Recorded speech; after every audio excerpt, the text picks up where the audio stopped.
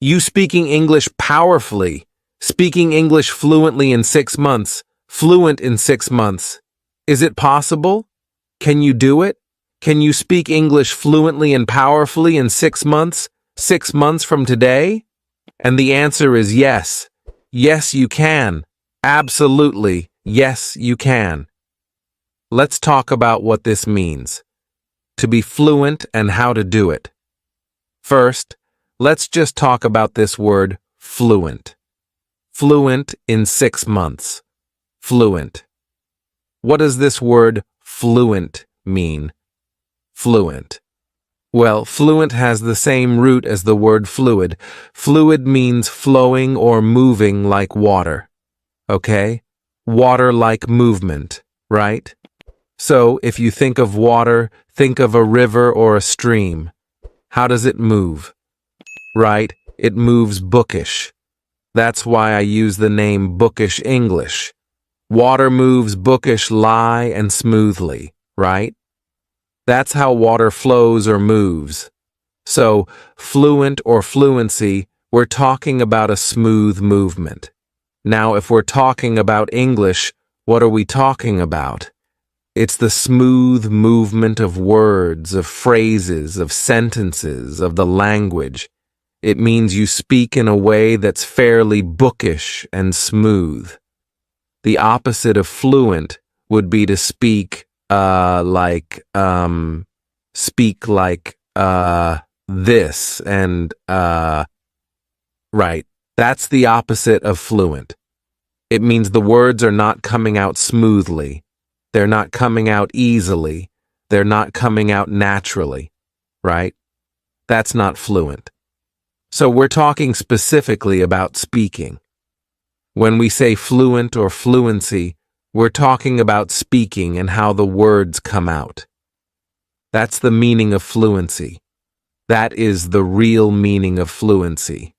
Flowing like water. I often try to use the phrase powerful. Powerfully speak. Speak powerfully. So again, you're confident when you speak. The words come out fairly easily. They flow out. This does not mean, let's talk about what fluency does not mean. It does not mean perfection, right? If you're fluent, you're conversationally fluent. It means you're fluent when you have a normal conversation. You're not perfect. You're not perfect. You will make mistakes. You'll make grammar mistakes. You might make some pronunciation mistakes. Hey, I make mistakes sometimes still. So you're gonna make mistakes. It's not perfection. Number 2, fluency does not mean like a native speaker. Okay? So, when you speak fluently, it does not mean you speak at the same level as I do. I learned English from when I was a baby. So, it does not mean like a native speaker. That's a much higher level of English speaking. That's very, very advanced. Okay? You don't need that advanced level to speak fluently, for your words to come out easily, for you to communicate effectively. Okay? Fluency is sort of the first level of communicating effectively, powerfully. The words come out fairly easily. What else? Do you need a huge amount of vocabulary to speak fluently? No, you don't. Because again, we're talking about conversational fluency. So, when you are fluent and you're conversationally fluent, what does it mean? It means you speak and communicate fairly easily, effectively, powerfully in normal conversations. Normal everyday conversations, normal everyday topics. So, not talking about special topics like economics or business or something from, school. No, every day, talking about the weather, talking about your feelings, how you feel, talking about what you did today or yesterday or what you're going to do tomorrow, buying a train ticket, going shopping, those everyday, normal conversations that we have. For that, you only need about 3,000 words of vocabulary. Some people say less, some people say a little more. I'll just give you the average, around 3,000 words.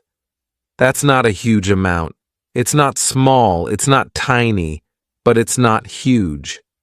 So, if you can use 3,000 words fairly easily in natural phrases, you're fluent. You're conversationally fluent. Are you finished with English at that point? No, you're not. You still have a long way to go if you want to be like a native speaker or close to a native, but you can certainly be fluent in 6 months. So, what it means is you speak powerfully, naturally, smoothly, fairly smoothly, with mistakes. You will definitely be making mistakes still after 6 months. Don't worry about it. As long as people understand you, as long as you're communicating well, you're fluent. Let's talk about the next part of this. Fluent in 6 months. 6 months, what do we mean by that? 6 months. Well, honestly, if we talk about 6 months, talking about months is not really the best way to talk about time for your goal of speaking English in 6 months. Because you can imagine we have 2 students. One student only listens to English 1 hour per week, and the other one listens to English 10 hours per day. After 6 months, there's going to be a huge difference between these two. If someone only does 1 hour per week, they will not be fluent in 6 months. It's not enough time. Really, we should talk about hours rather than days or weeks or months or years. It's the hours. It's the number of hours you spend learning English that's important. So, when we're talking about getting fluent in 6 months, there are 2 important things. There's quantity, it means the amount of hours especially. And there's quality. Quality, it's how you use those hours every day. Because how you learn is also very, very important. You could spend 5 hours a day learning English, but do it in a way that's not effective, low quality. So you need both quantity and quality to achieve this goal. Let's first talk about the quantity. How many hours do you need? How many hours do you need to become fluent, conversationally fluent? Well, it's different for every person.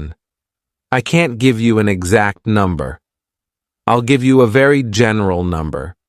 Let's say about 700 hours. About 700 hours of quality, effective English learning, study, practice, training, about 700 hours. Now, for some people, it will be more, might be 1,000, and for some, it might be less. So, we'll just say, as a general average guess, about 700 hours. Now, here's some good news. You already have some hours, right? You probably learned English in school for many years. That was low quality. A lot of those hours were not very good. But still, it's better than nothing. Okay? If you learned English for 5 years in school, you at least learned some vocabulary through memorization. Maybe you can't use it very effectively. Maybe your head is filled with grammar and you're confused. You're not fluent yet, but it's still better than 0. So you still have some hours already. That's good news. That will help you. It means you don't quite need 700 hours. Maybe you only need 500 to get fluency, which is great. Good news for you. The other part of this, that's quantity. That's the amount of hours you need in 6 months.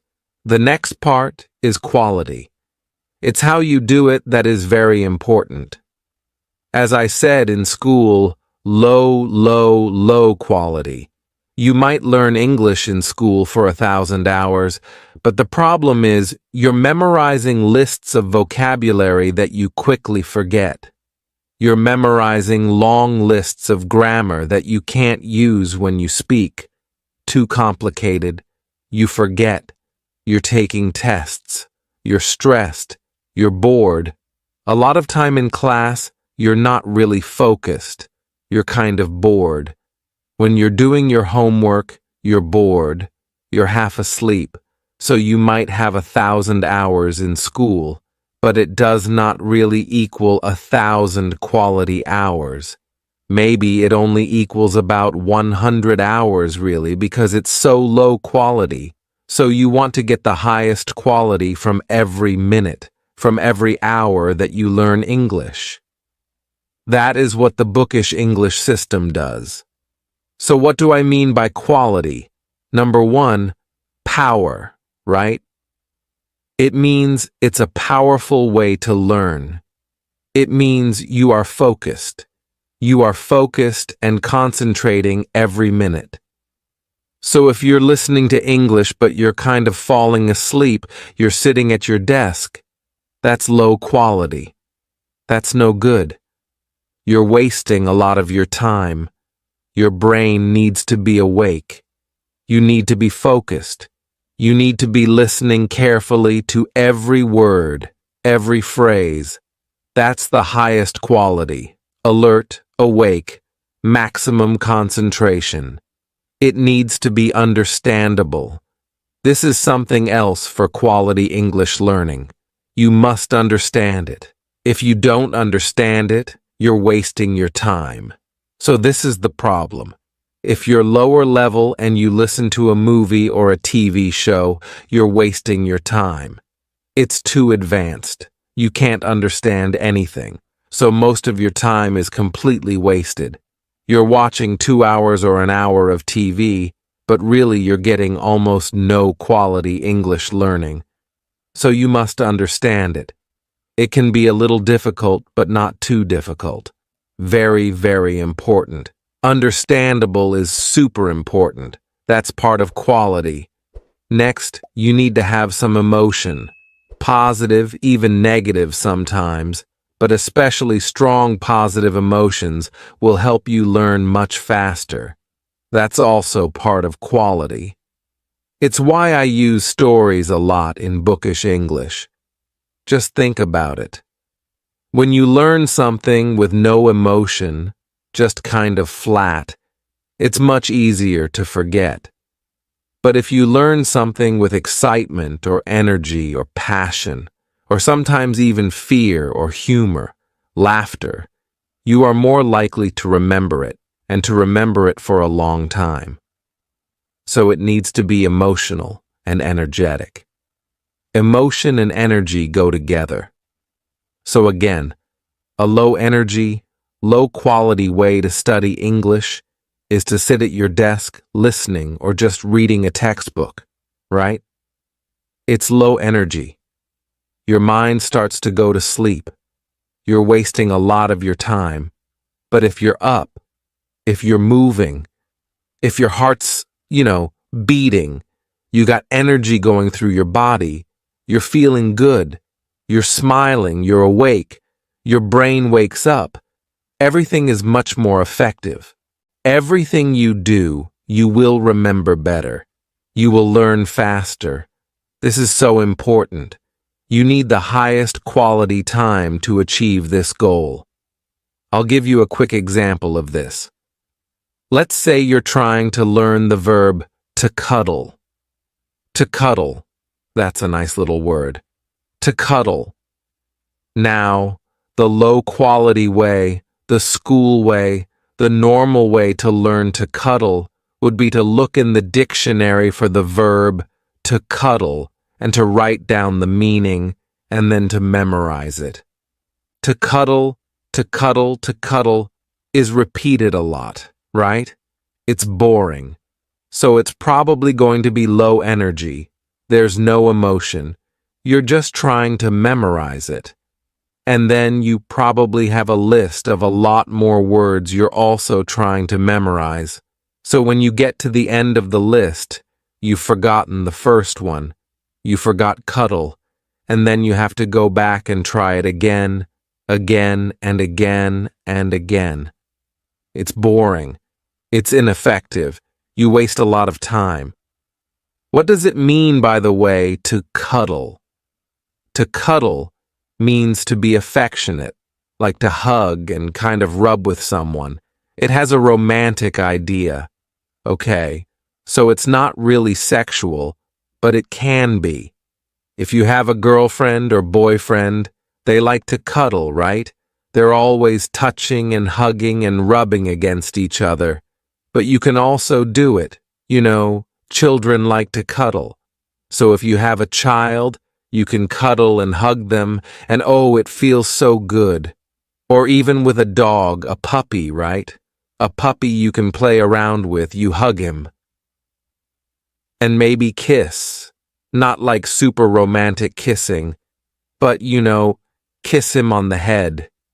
And again, it's more of this action of rubbing and holding and hugging, to cuddle. So you've got the one way, the old way to learn it. You just try to memorize it, to hug affectionately. Now, imagine a different way of learning this word.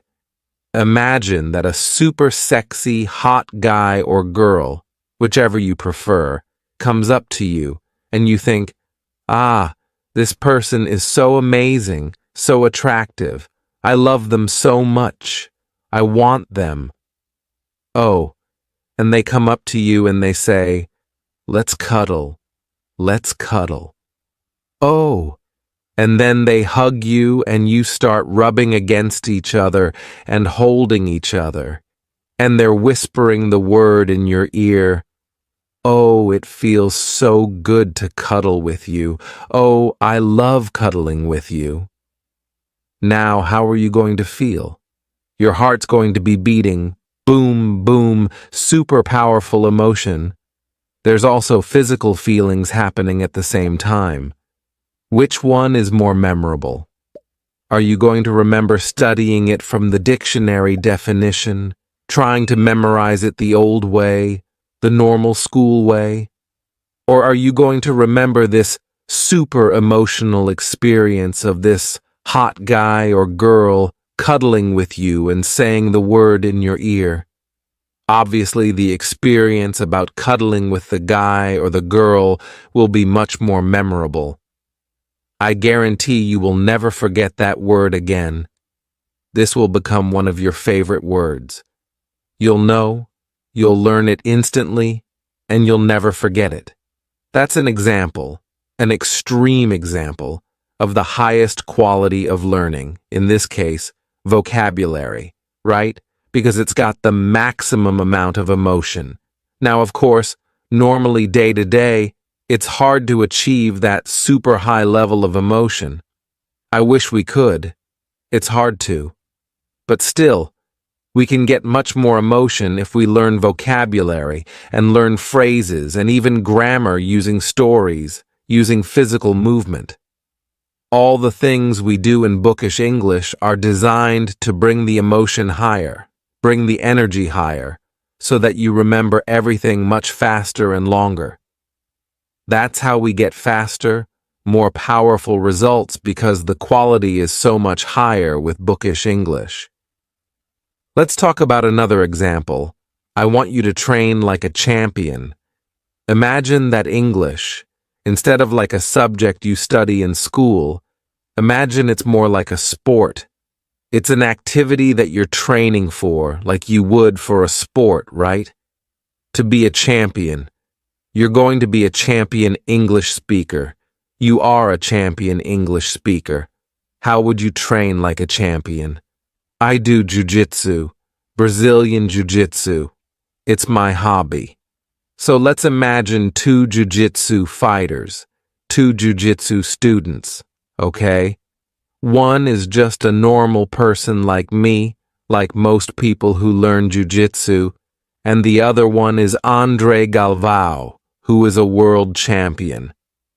Let's look at the difference in quality, how they train, and quantity.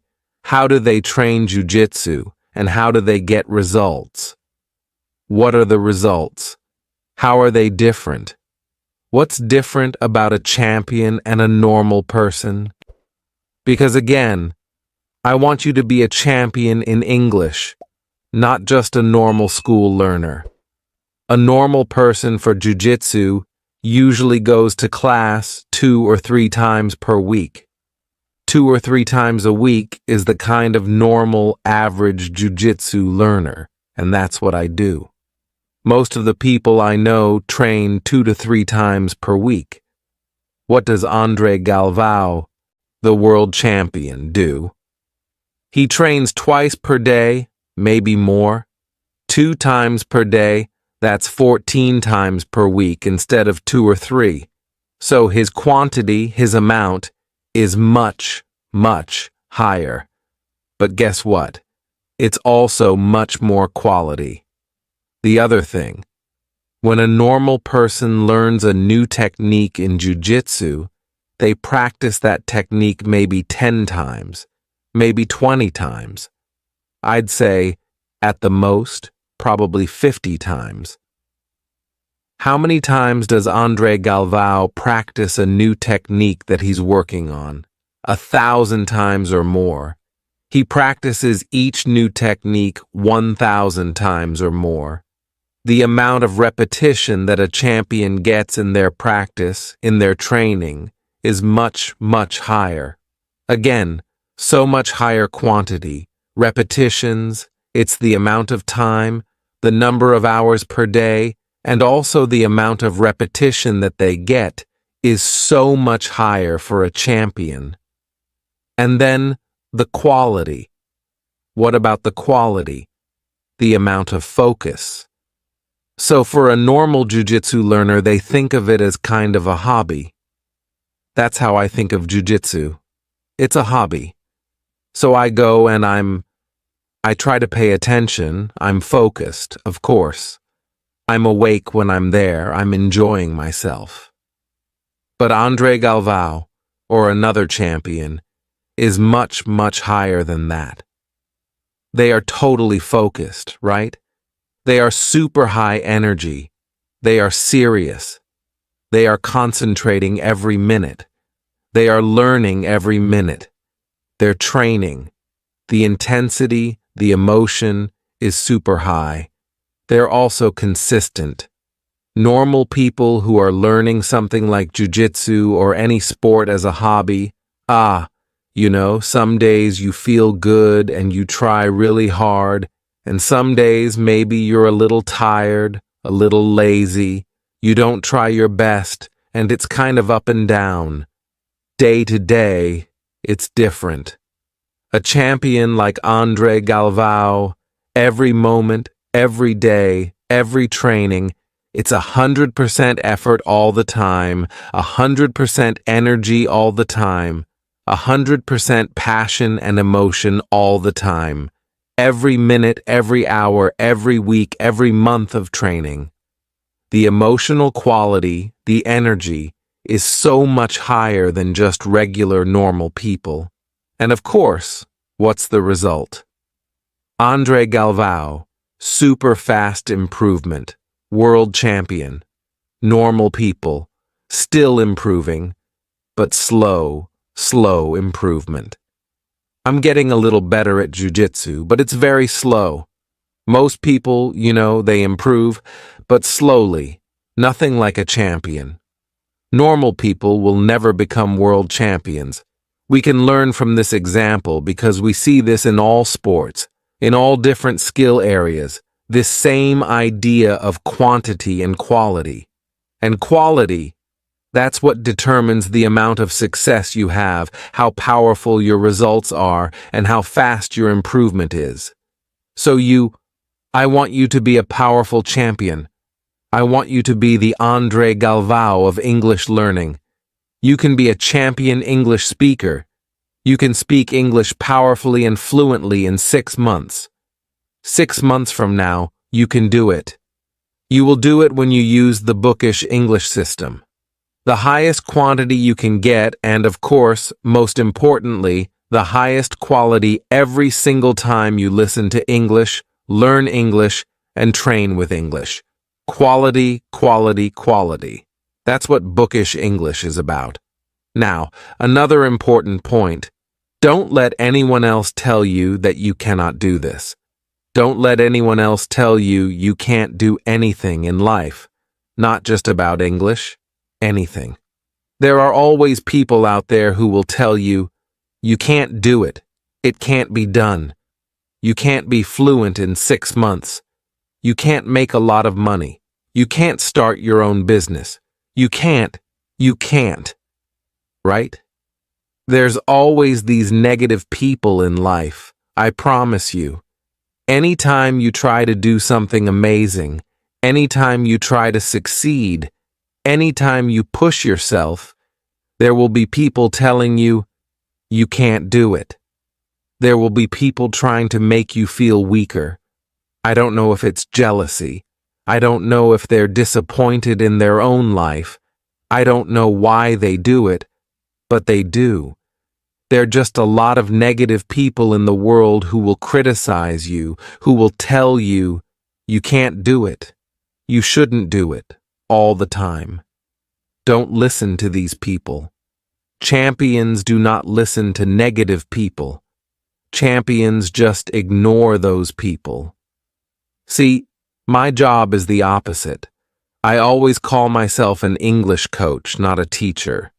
I think teachers are too negative. I just don't like the word teacher.